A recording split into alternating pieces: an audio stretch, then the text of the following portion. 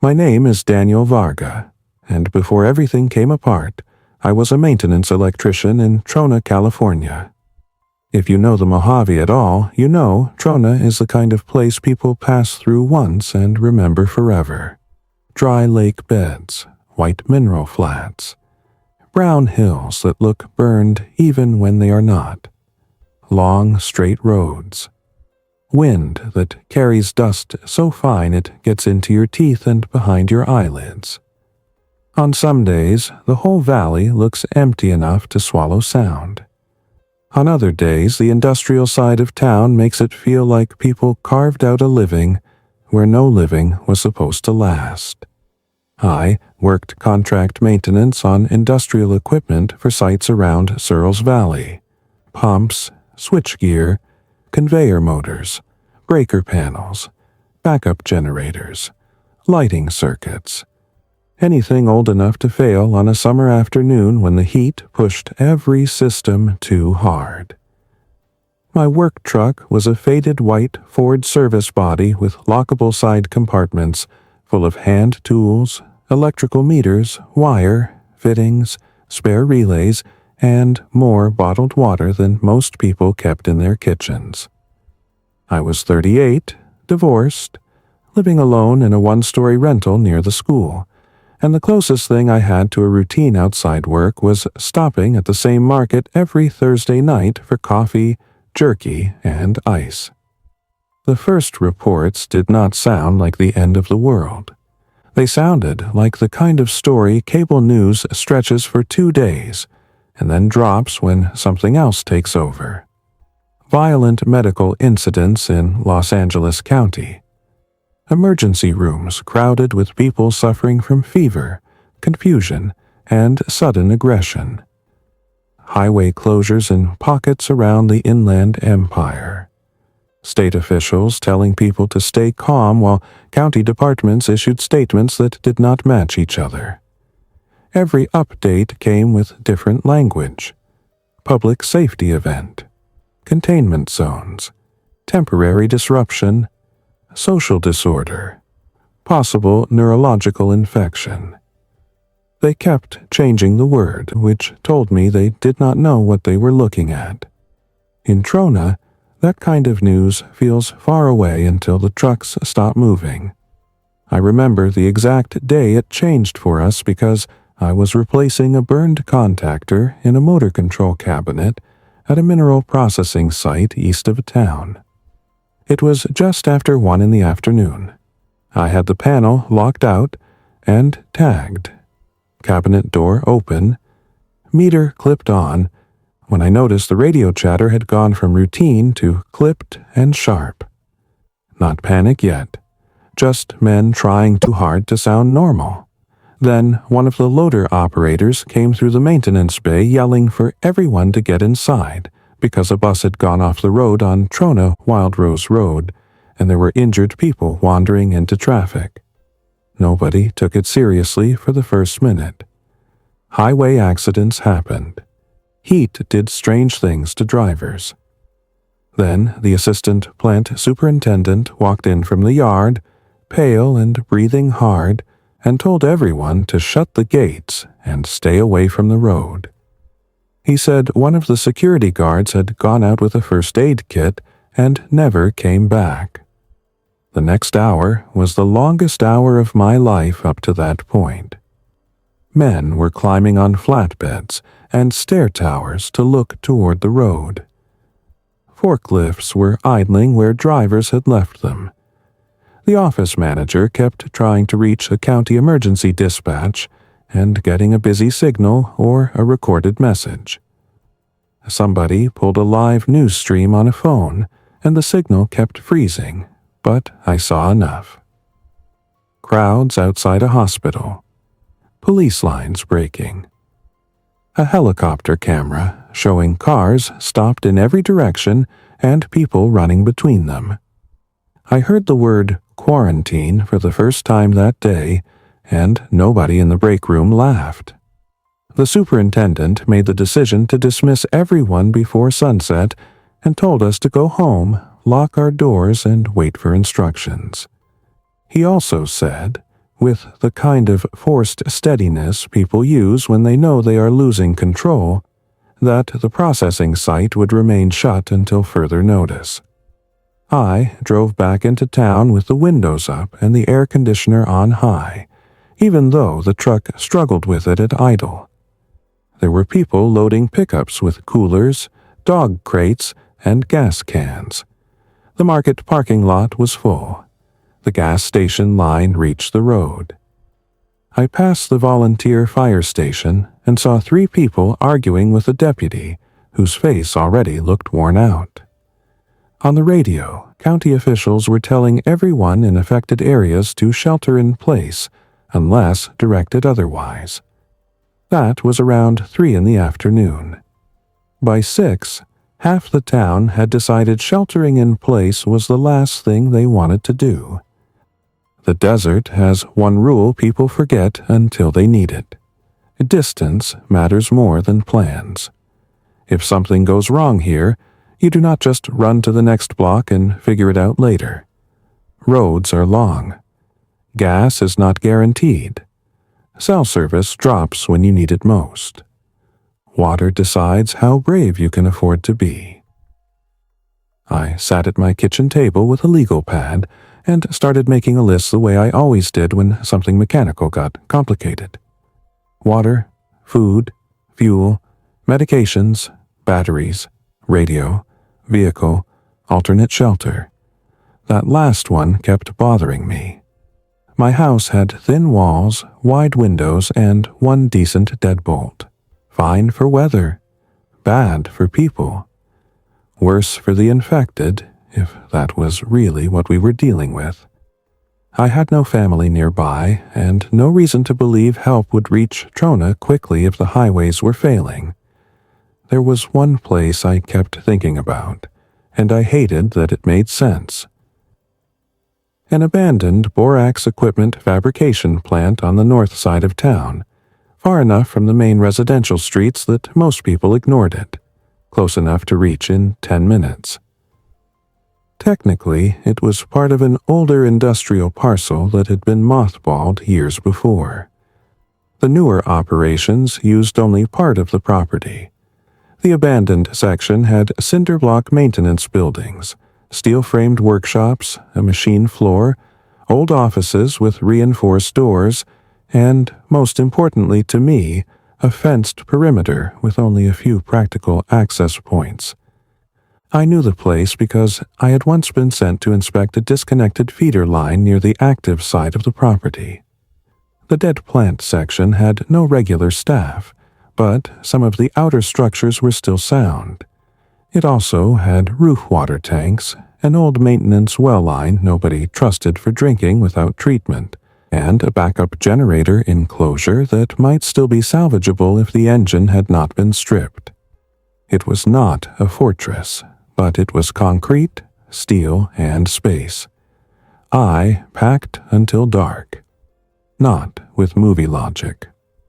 With the logic of a man who had spent enough time in service trucks and desert yards to know what mattered after the first dramatic hour. Cases of water, electrolyte packets, canned beans, soup, tuna, peaches, rice, peanut butter, hand-crank lantern, flashlights, batteries, 2 first aid kits, duct tape, zip ties, N95 masks for my work stock, heavy gloves, spare boots, work clothes, blankets, a pry bar, a short-handled shovel, my tool bags, multimeter, insulated screwdrivers, wire spools, extension cords, pipe wrench, headlamp, radio charger, paper maps. My father's old 12-gauge pump shotgun with a limited amount of ammunition I kept locked up more out of habit than expectation. I had used it on quail years before. I was not a fighter and never wanted to be one. But after what I had seen on the phone videos, not having it felt foolish. Around 9 that night, the power flickered twice. I killed the lights and looked through the front curtain. More vehicles were leaving town than coming in. Tail lights streamed south. One pickup blew past, dragging a small utility trailer that looked overloaded. Somebody a few streets over was yelling for a child to get inside. Then I heard the first gunshots. Not a battle. Not sustained fire. 3 shots, then nothing. I did not sleep. At sunrise, I was already in the truck. The streets looked wrong in a way that was hard to explain. Doors standing open. A bicycle in the road. A dog wandering with no collar. I drove by the market and saw broken glass at the entrance and no people outside. I did not stop. At the highway junction, traffic had turned to a knot of abandoned vehicles facing every direction. A sheriff's unit sat at an angle with both front doors open and no deputy in sight. Beyond that, maybe 200 yards away, 3 people were moving between the cars in that broken, uncertain way I had seen in the hospital footage. Not sprinting, not stumbling like drunks either. Fast enough to make you decide quickly. I turned around and headed straight for the factory. The gate on the north access road was chained but not locked. I cut the engine, got out, and listened before touching anything. That became a habit later. Listen first. Move second. The wind was light. I heard metal rattling somewhere on the property, probably loose sheeting, and the distant hum of an idling engine from town. No voices, no footsteps, no mechanical alarms. I pulled the chain clear, drove through, and dragged it back in place behind me. The factory looked even emptier than I remembered. Long corrugated buildings, rust stains below broken vents, conveyor skeletons that ended in nothing, dusty yard equipment left where it had died. The main fabrication floor was attached to a 2-story office block and a maintenance shop with steel doors on roller tracks. To the west sat a square utility building with a generator room, pump room, and electrical service entrance. On the south side, old loading bays faced a sun-bleached lot littered with pallets and bent guardrails. The perimeter fence was chain link topped with barbed wire, not military grade, but enough to slow people and maybe channel them. I parked inside the main maintenance bay and shut the doors by hand. The sound of those doors closing behind me was the first moment I felt something close to relief. Then I spent the next 6 hours proving to myself that relief had been premature. The first problem was access control. The place had too many doors, too many windows, too many ways in. Most of the office windows were intact but old. The west stairwell door was solid core wood with a decent closer. The machine floor had 2 personnel doors and 1 bent loading entrance that would not seal completely. I started with what mattered most. I chose the maintenance office at the back of the shop as my immediate safe room. Cinder block walls. 1 steel door with an internal dead latch. No windows. An adjacent restroom with a sink and floor drain. Above us, an accessible crawl space that ran through part of the office block. Not comfortable, but defendable. The second problem was power. Utility feed to the abandoned section had been disconnected years back, but some circuits were still physically in place. The old diesel generator in the utility building looked rough but intact. Mid-size industrial unit, enclosed, radiator cooled. The panel tags were faded, but the engine block and alternator housing were still there. Fuel tank on belly mount, bone dry. Battery missing, belts cracked. That did not kill the idea, it only changed the timetable. If I could scavenge fuel and batteries later, maybe the set could run, at least for short intervals. There was also a smaller mobile gasoline generator near the shop, half buried in dust under a tarp. That one had a better chance of immediate use. The third problem was water. The sink lines were dead. No pressure anywhere in the office block. The rooftop tank existed, but climbing up there and trusting stagnant industrial water without treatment would have been stupid. I had about 12 days of conservative drinking water in the truck if I stayed disciplined, maybe more if I took the heat seriously and kept activity to mornings and evenings. After that, I would need a new plan. The fourth problem was silence. A place that size talks constantly when the wind starts. Sheet metal pops. Ducks thump. Hanging chain taps, columns. Empty rooms amplify every sound until you convince yourself it came from somewhere else.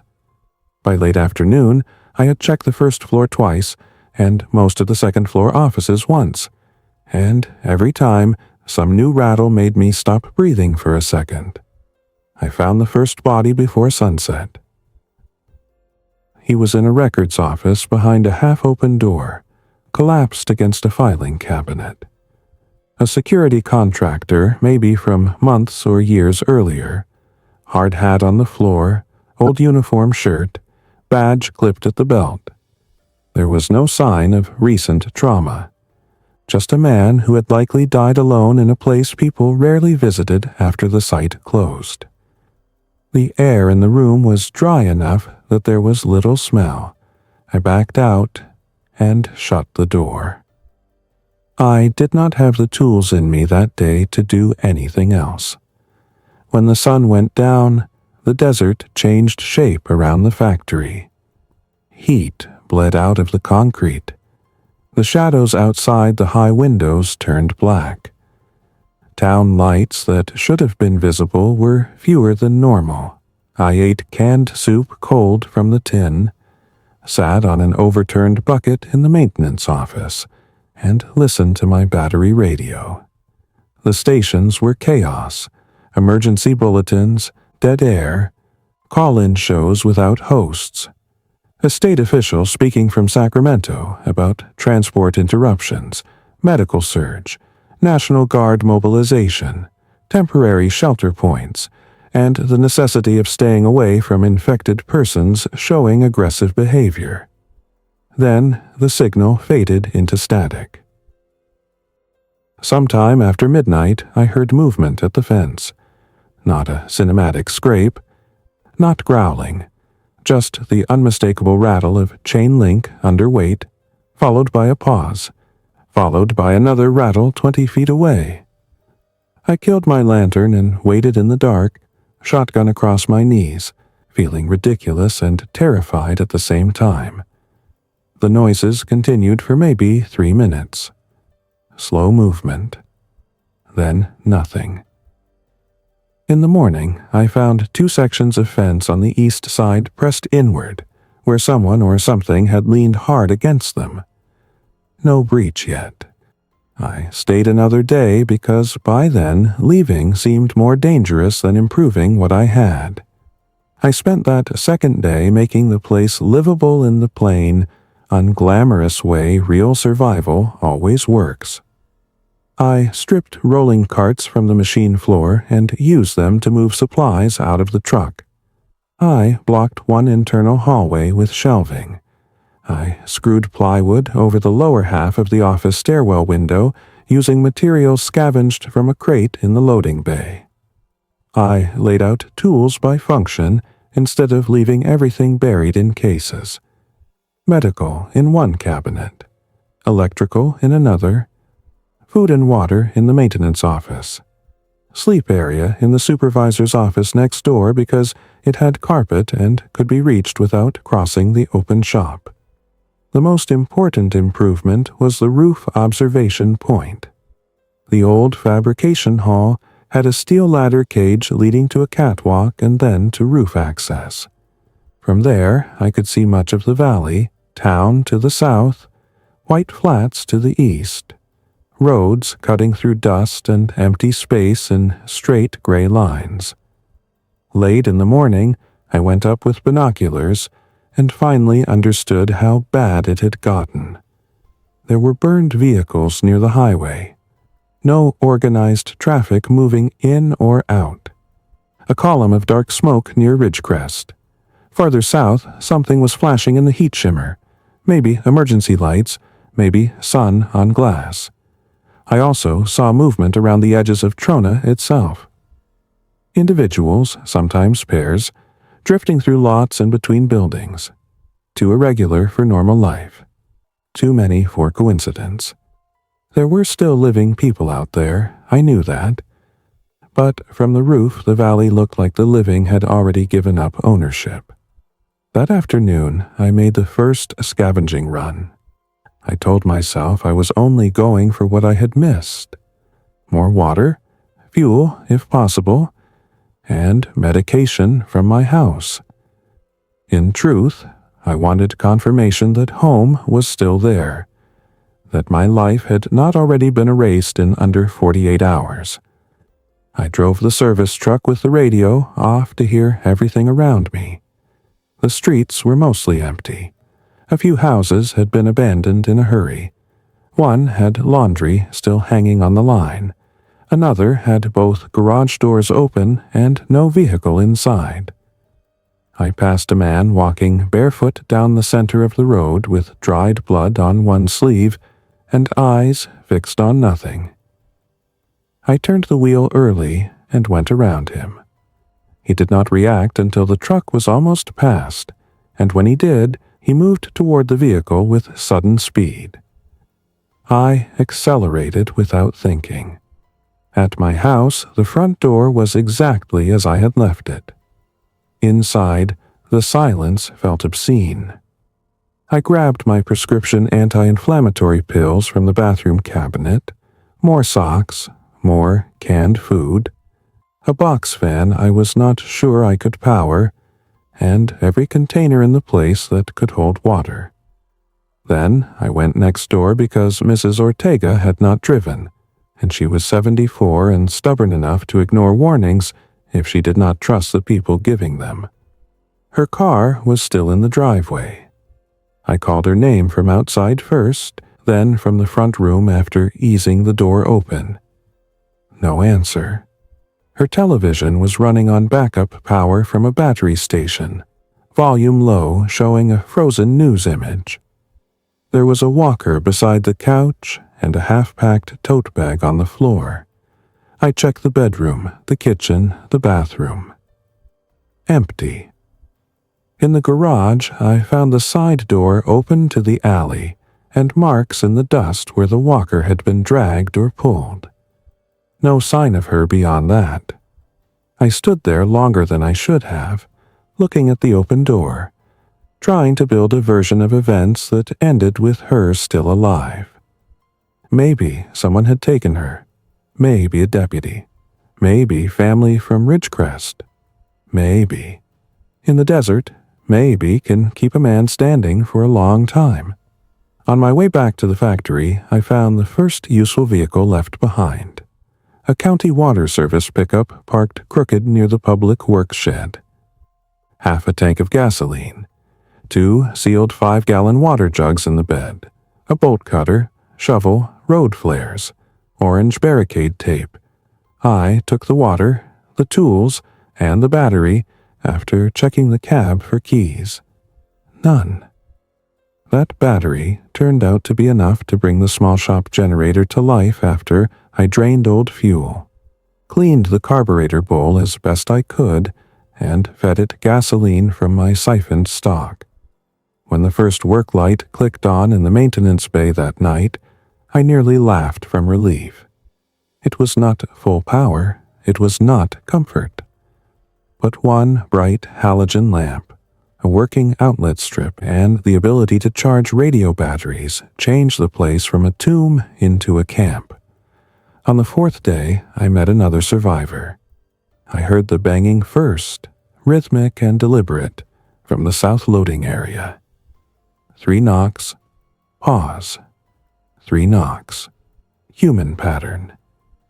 I killed the generator, grabbed the shotgun, and moved along the inside wall until I had a view through a crack beside the loading door. A woman stood outside in a dust-coated EMT uniform shirt, one sleeve torn, hair tied back with a strip of gauze. She was holding both hands away from her body so I could see them. There was a backpack at her feet and a metal trauma case hanging from one shoulder. Behind her, maybe 50 yards away, a pickup truck sat with the driver door open and one rear tire shredded. "I know somebody is in there," she called. Her voice sounded dry but steady. "I am not sick, I need water, and I have medical supplies." I should have sent her away. A month earlier, that is what every survival-minded person would have said was smart. Protect your perimeter. Trust no one. But reality is different when you hear another normal human voice after days of silence.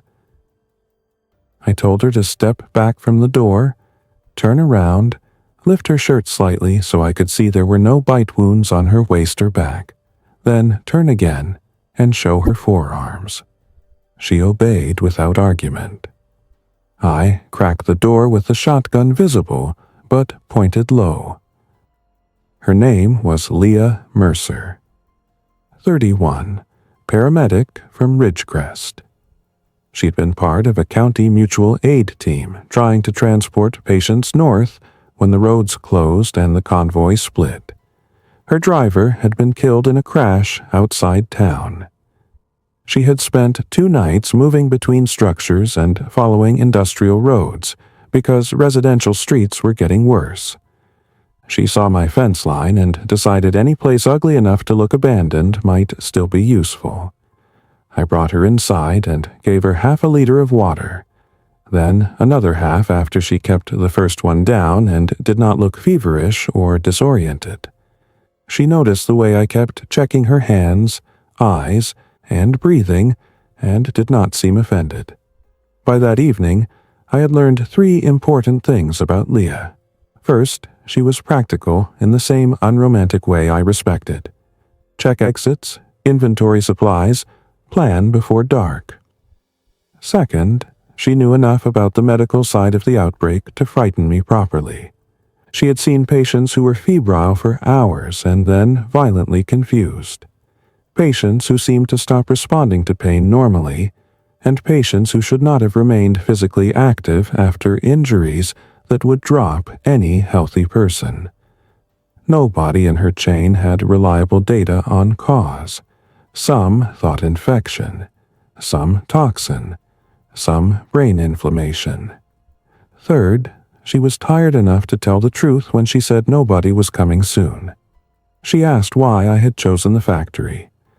I told her because it had thick walls, fenced ground, multiple fallback rooms, salvageable power, and because most people hate industrial ruins enough to keep driving.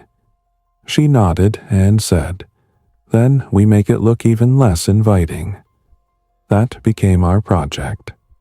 2 people can change a site faster than one, especially when one knows systems and the other knows triage, rest discipline, and how badly humans perform after 3 bad nights. Leah forced structure onto the days.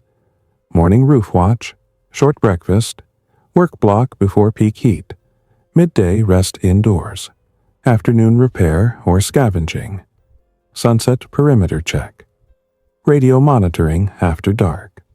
We marked maps, numbered doors, tagged supply cabinets, designated one corner of the shop as quarantine space, though both of us hoped never to use it.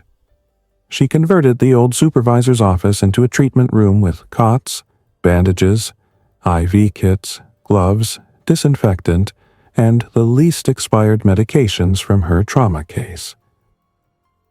I got the generator room opened fully on day 6.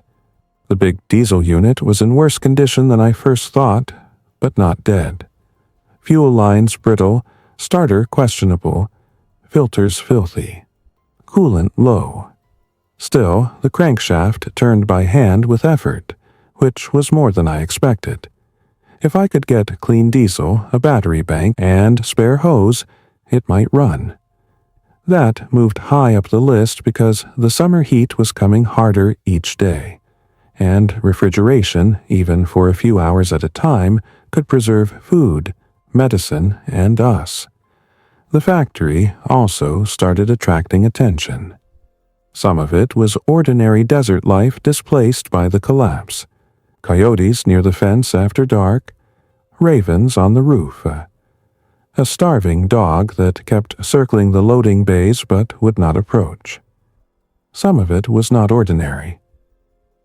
Twice in 1 week we saw infected individuals wander to the perimeter and linger, drawn maybe by a sound we had made earlier or maybe by movement they barely understood. They did not speak. They did not call out. They just pressed or paced or stood with that unnatural patience until something else redirected them. The chain link held, but it bowed. Every time it happened, the factory felt smaller. We avoided using firearms because noise carried too well. Instead, we focused on not drawing anything close. Doors opened slowly. Metal got padded with rags where it clanged. Work was done with hand tools whenever possible. When we ran the small generator, we limited it to midday when the wind was highest and background noise scattered. On day 9, we picked up another survivor by accident. His name was Omar Salcedo, and he did not knock. He collapsed outside the east fence just before noon while trying to drag a plastic fuel can through the dust. We saw him from the roof, mid-40s. Former forklift operator from the active mineral yard. I recognized him by face, if not by name. 2 infected were trailing him at a distance, not sprinting, just following.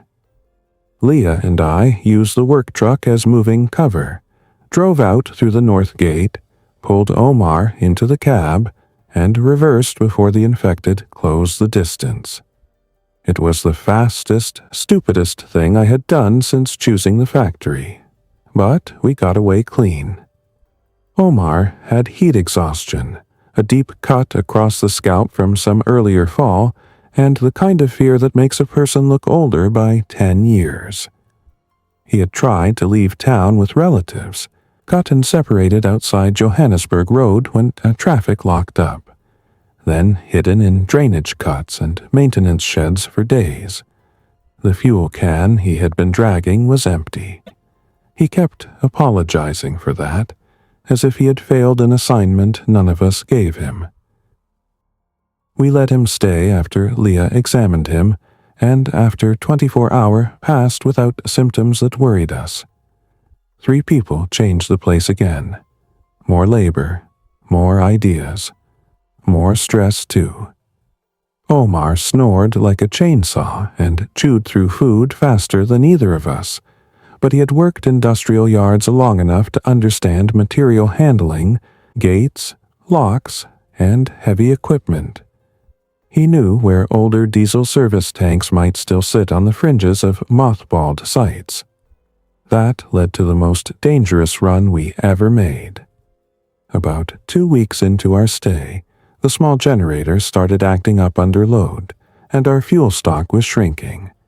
The heat inside the offices by late afternoon was becoming dangerous. We needed the large diesel set, not as a luxury, but as a way to stabilize the factory into something sustainable. Omar said there was an old service depot half a mile northeast of the property line where inactive, heavy equipment had once been parked. If it had not been emptied during the first rush, there might still be diesel in the tanks or drums. We left before dawn in the county pickup because its suspension complained less under load. Leah stayed on roof watch with binoculars and a handheld radio. Omar and I carried siphon hoses, hand tools, spare containers, and the shotgun for absolute last resort. The depot turned out to be a fenced gravel lot with 3 dead loaders, a rusted service trailer, and a horizontal fuel tank on steel saddles under a shade frame. We cut through one section of sagging chain link rather than fighting the gate. The tank gauge was broken, but when Omar cracked the bottom sample valve, clean diesel ran out. I almost hugged him. We filled every can we had, and were halfway through a second run to the truck when we heard the first impact against the service trailer wall, then another. Then a human hand slapped flat against the trailer window from the inside. There were infected inside. Not one, at least 3. The door burst open hard enough to bounce on its hinges, and a man in filthy, high-visibility coveralls came out at a dead run, followed by a woman whose face I still try not to remember too clearly. This is the part people expect to sound dramatic, but real fear is not dramatic. It is mechanical. Weight drops into your legs. Vision narrows. Thoughts become verbs. Move. Lift. Shut. Run. Omar kicked the nearest fuel can upright, grabbed another by the handle, and sprinted for the fence cutout. I backed away, keeping the shotgun up mostly to buy space rather than to aim. The first infected hit a stack of empty drums and kept coming. I fired once because there was no room left not to. The blast in that yard was enormous. The target went down, whether from impact or loss of balance I cannot say, and the other 2 checked just long enough for us to get through the fence. We got the diesel back, but the shot cost us. We had movement near the factory perimeter for hours afterward, enough that Leah made us shut down all work and stay inside the maintenance office until dusk. Noise discipline became stricter after that. The shotgun went back to being a final measure, nothing more. The diesel generator took 2 full days to bring online. Battery from a loader scavenged off the active side of an empty lot. Temporary fuel line made from hose sections and clamps. Filters cleaned as well as possible with what we had.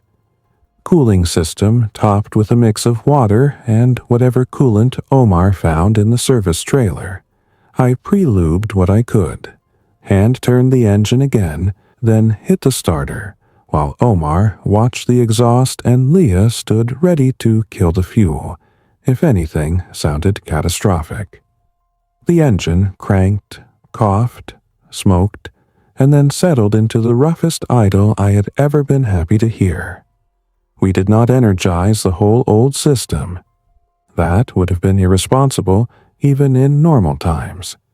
Instead, I isolated a few circuits and fed selected loads through temporary distribution. 1 office zone, 1 light circuit, 1 outlet bank, and later a small refrigeration unit we pulled from a break room and cleaned out. It was ugly. Extension cords, labeled disconnects, handwritten warnings, improvised grounding checks, but it worked. For the first time since the outbreak reached Trona, we had cold water. The factory stopped being just a hideout then. It became a base. That was when the harder decisions started. Around the 3rd week, other survivors began appearing at the margins of our world. Some passed by on roads beyond the fence. Some were only voices on the radio. Once we saw a family of 4 moving south with backpacks and 2 bicycles, staying off the main road. Another time a man stood outside the fence at dawn and begged to be let in. He looked exhausted, but he also had a deep bite on his left hand, wrapped in a shop rag dark with old blood. Leah asked questions through the fence. When had it happened? Was he feverish? Was he alone? He kept saying he was fine, just thirsty, just needed a place to rest. He was not fine. We both knew it. We gave him 2 sealed bottles of water through the wire and pointed him toward a maintenance shed 2 properties over that might provide temporary shade. He cursed us, then cried, then staggered away. I watched him until the heat haze swallowed him. Leah sat on the loading dock afterward, with both hands over her mouth for a long time. People imagine survival as action. Most of it is actually refusal, deciding what you cannot safely do, then living with that. A week after that, we got proof that the outside world had not disappeared completely. A military broadcast came through on the radio just after noon, clear enough to write down. Federal relief corridors being established. Evacuation and screening points active in certain county seats. Travel strongly discouraged without confirmed route security. Civilian movement through affected desert zones considered high risk due to interrupted fuel supply, limited medical support, and uncontrolled infected presence. The nearest named support point we recognized was near Barstow, far beyond what I would call a safe drive under the circumstances. Omar wanted to leave anyway. He said the factory was a coffin we were decorating. He said if larger organized forces were regrouping, we should move before fuel got worse and temperatures got deadly. He was not wrong. But leaving meant crossing open desert roads with uncertain vehicle reliability, limited ammunition, no guarantee of road clearance, and at least one person in our group, Leah, whose medic judgment told her screening points could be overwhelmed traps if they were understaffed. For 2 days, the three of us argued in circles. Finally, we split the problem into facts. Vehicle 1, my service truck, reliable enough but heavy and thirsty. Vehicle 2, county pickup, decent but aging. Fuel stock, enough for a long attempt if nothing went wrong, not enough for repeated failure. Water, manageable for travel if we packed carefully. Route intelligence, poor. Threats, infected, stranded civilians, roadblocks, heat, mechanical failure. Benefits of leaving, possible organized shelter, medicine, safer long-term population support. Benefits of staying, known ground, established defenses, power, water treatment options improving, lower exposure if we remained disciplined. In the end, we stayed. Not forever, just until we had better information. That decision nearly killed us anyway. The breach came on a windstorm day in late afternoon. Desert wind can build for hours, with almost no warning if you are indoors. The first sign is a low vibration in sheet metal, then sudden pressure against doors, then dust finding every gap in the building. By 3, visibility outside the upper windows had dropped badly. By 4, the whole factory sounded like it was driving through sand. That should have been to our advantage because the wind masked noise and kept most movement down. Instead, it hid the breach. A section of east fence that had been weakened by earlier pressure finally gave way when a loose equipment frame rolled against it under the wind. We never saw it happen. What we heard first was metal banging on the inner yard, and then the old dog that had been haunting the property let out one sharp bark before going silent. Omar was on generator watch. Leah and I were in the second-floor office sorting medical stock when the radio crackled with one sentence from him. East side, inside the fence. We moved fast and stupid because that is what real emergencies force out of you. No speeches, no perfect plan, just tasks. Leah to roof stair door to watch movement vectors. Me to the machine floor to shut internal access. Omar to block the maintenance bay opening with the forklift we had coaxed into limited operation earlier that week using a scavenged battery and more luck than skill. There were at least 6 infected in the yard, maybe more obscured by dust. They moved differently in the storm, less direct, drawn by sound, slamming into posts and pallets and correcting course with awful persistence. One hit the side personnel door hard enough to bow the crash bar assembly. Another found the gap below the loading bay curtain and started forcing through. I jammed a steel pipe through the track brackets and dropped a pallet load of boxed fittings in front of it, while Omar brought the forklift around and shoved a crate into the opening. Leah shouted positions over the handheld radio, voice steady in a way that kept my hands working. The worst point was the West Hall door. Old wood core, interior only. I heard impacts there that did not stop. Repetitive, focused. Something on the other side had locked onto noise from the offices and kept driving itself into the slab. The door split near the latch. I shoved a file cabinet across the hall, then another, then backed up as the frame started to separate from the block wall. I do not remember deciding to use the flare.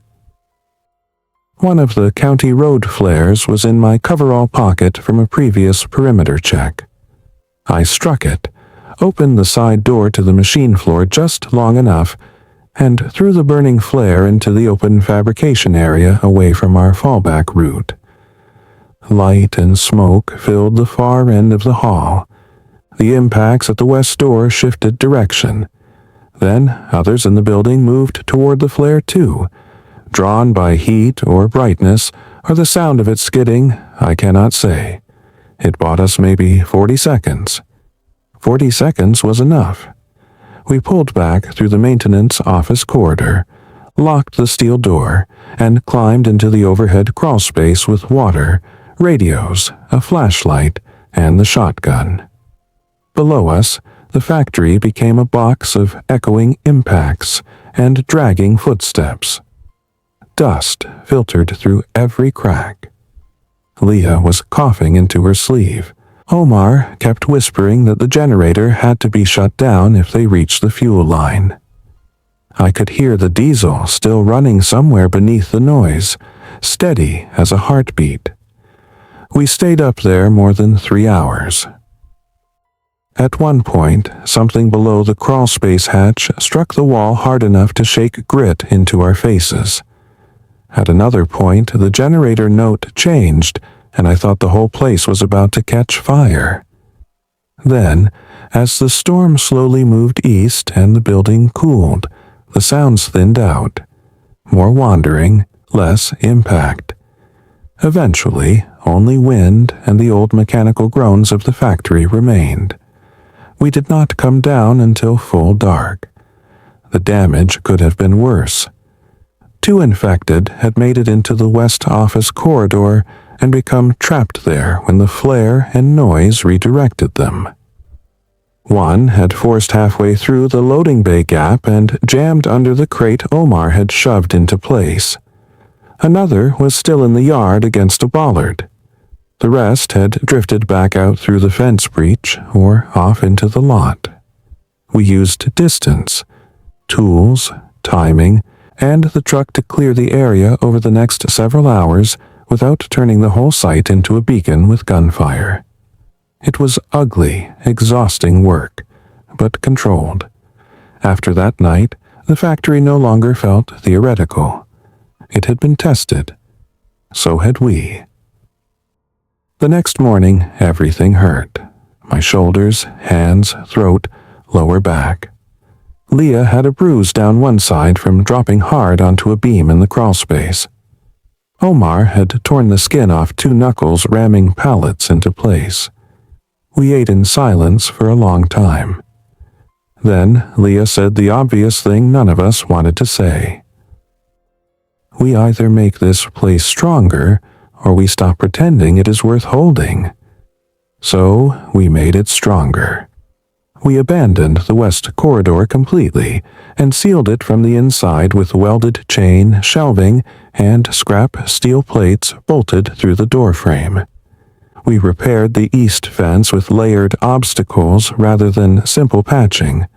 Chain link sections tied over the gap, then stacked pallet bundles, then a line of angled pipe and cable at shin height to snag anything that pushed through.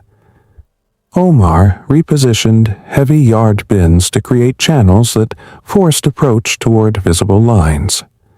I built a quieter alarm system out of tensioned wire, hanging bolts, and old electrical contact bells mounted indoors where only we could hear them.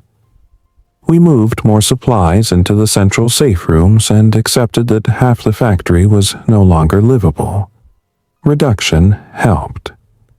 The smaller our defended footprint became, the more realistic it felt. Weeks passed. The worst thing about surviving in one place is how quickly emergency turns into routine. You start measuring life again, not in civilization terms, but in small repeated acts. How much diesel remains, which panel is running warm, whether the roof tank water tastes more metallic after treatment, how many canned meals are left before you must risk a run, whether the radio voice at 8 in the evening is still the same operator from Victorville or a recording loop, whether the sunrise color means heat or just dust. Leah and I grew close without either of us naming it. Not romance in the soft sense people imagine after the world ends. More like professional trust turning into something steadier. She knew when my silence meant I was thinking, and when it meant I was sliding toward panic. I knew how to read her face when she was carrying too much. Once, while repairing a ceiling vent in the office block, I found myself telling her about my divorce, about how my ex-wife had gotten tired of living in places where the horizon was larger than the future. Leah laughed once and said she understood that better than I thought. She had spent half her adult life in ambulances and temporary apartments, always assuming the next move would be the stable one. Omar became the rough center of the place in a different way. He complained constantly, sang badly when he worked, and treated every salvaged bolt as if it were gold. But he also fixed things nobody asked him to fix. Hinges, cartwheels, a cracked cooler lid. The dog that had haunted the property eventually let him get close enough to feed it, then close enough to touch. He named it Switch because it kept changing directions mid-stride. Once Switch started sleeping near the maintenance bay, our nights improved. In the 6th week, we made our first long-range recon toward Ridgecrest. Not because we wanted to relocate yet, but because radio traffic suggested a temporary resupply convoy had passed near the area days earlier, and we needed real information. We went as a 2-vehicle team with strict turnaround points and no hero ideas. Highway conditions were worse than I expected. Stalled traffic baked into place, wind-blown debris, sections where people had driven off-road around blockages and torn the shoulders into hard ruts. We saw signs of organized cleanup near one junction, and the remains of a checkpoint farther south, abandoned or overrun. Hard to tell. We also saw something that changed our calculus entirely. Military helicopters moving west in formation at high altitude. Not random, not one-off, organized movement. By the time we returned to the factory that night, the idea of staying forever felt smaller than it had a month earlier. Surviving in a place had made sense. Rebuilding a life there maybe did not. That turned the factory into something else in my mind. Not an ending, a bridge. We spent the next 10 days preparing for departure without admitting it directly. Inventory reduced to essentials. Vehicle maintenance done carefully. Spare fuel staged in balanced loads. Medical kits repacked for movement. Important tools selected, not hoarded. I built lockout chains across the generator room and tagged breaker states so the place could be shut down cleanly if we left in a hurry. Leah created waterproof packets with our names, blood types, and basic health notes in case we were separated. Omar mapped alternate dirt routes around the worst highway knots based on old yard roads and service tracks he knew from years of hauling. Then we got our sign. A clear military civil emergency broadcast came through at 7:10 p.m. on a Thursday, strong enough to record by hand with exact wording. Stabilized humanitarian processing and screening corridor active west of Barstow, under joint federal and state control. Fuel and water support limited but functioning. Civilian arrivals from high-risk desert communities advised to travel in daylight, avoid major blocked highways where possible, and display white cloth for identification near staffed approach points. The message repeated 3 times. Leah looked at me across the office and said, "That is the first message I trust." Omar was already reaching for the fuel log. We did not leave the next morning. We did not run on emotion. We spent 1 full day shutting the factory down properly, and that day is the one I remember most clearly now because it felt like saying goodbye to a machine that had kept us alive. I serviced the generator one last time, then shut it down under load control and listened as the building fell back into natural silence. We emptied perishables we could not carry, stored diesel where it would not turn the place into a bomb if someone careless stumbled in later, locked tool cabinets, marked safe water treatment notes on the wall of the maintenance office for any future survivor who might find the site. Leah stocked the treatment room with what we could spare and taped simple instructions in large block letters on the door. Check for fever. Clean water only. Do not use dirty bandages. Omar repaired the east gate chain one more time and left a hidden access tool where only a patient observer might spot it. Before sunset, I went up to the roof alone. The valley looked the same as it had on the first week and completely different. Dust over the flats. Dry light on broken roads. Town quiet in a way no town should be quiet. But now I could also see movement of order returning on at the horizon. Not close, not safe yet, but real. Thin contrails. Vehicles in coordinated spacing far south. The shape of a world trying to restart. I looked down through the open roof hatch at the darkened factory below me and thought about what it had been. An abandoned industrial carcass most people ignored. Concrete rooms full of heat, dust, and old failure. The kind of place you would never choose unless everything else had been taken away. And yet it had given us time, water, walls, work, and the one thing panic never provides, structure. I slept badly that last night, not from fear but from the knowledge that movement meant risk all over again. We rolled out at first light in convoy formation. My service truck leading, county pickup behind, switch between us until Omar coaxed him into the rear footwell with a strip of jerky. White cloth tied to both antenna mounts, fuel balanced, radios checked. Leah riding with me, map open on her lap. When I pulled the north gate shut behind us for the last time, I did not lock it all the way. Not because I expected to come back, maybe because I wanted the next desperate person to have one less barrier than I did.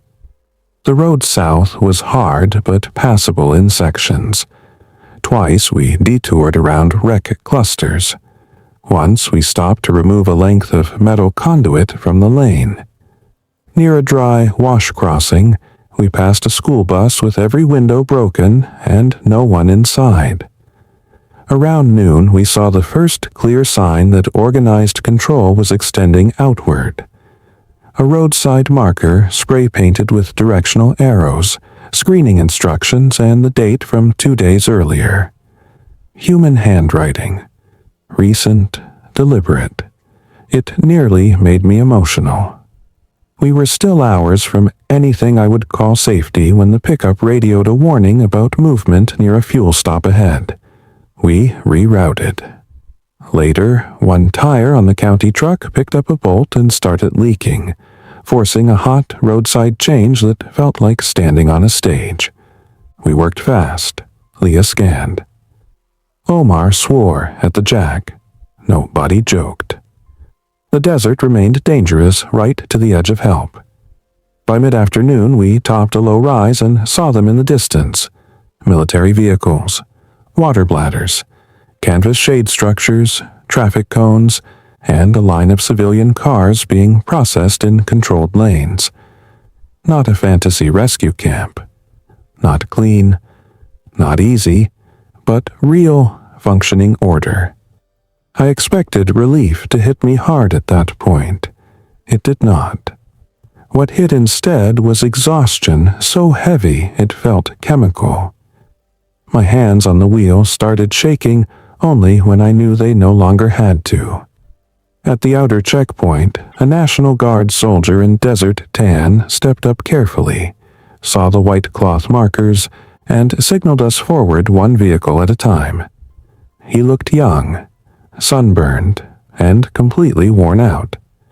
I trusted him immediately because he looked exactly as tired as the rest of us. He asked the standard questions: fever, exposure, bites, number of occupants, need for urgent care. Leah answered with medic precision. Omar gave Switch's name before his own. When the soldier asked where we had come from, I told him Trona. He stared at us for a second, then said, "You made it out of there?" I looked in the mirror at the dust-caked truck, at Leah's closed eyes, at Omar holding the dog still, and thought about the empty machine floor, the patched fence, the generator coughing to life, the nights in the crawl space, the light over the flats at dawn. Not right away, I said. We had a place. That is the simplest, true version of it. People ask later what saved us, and they usually want a dramatic answer. A weapon, a lucky break, a perfect plan. It was none of those by themselves. What saved us was choosing a place that still worked like the old world in a few important ways.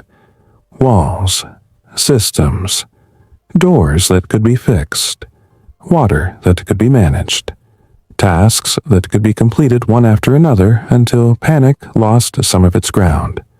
Then, after that, people. A medic who could keep us thinking straight.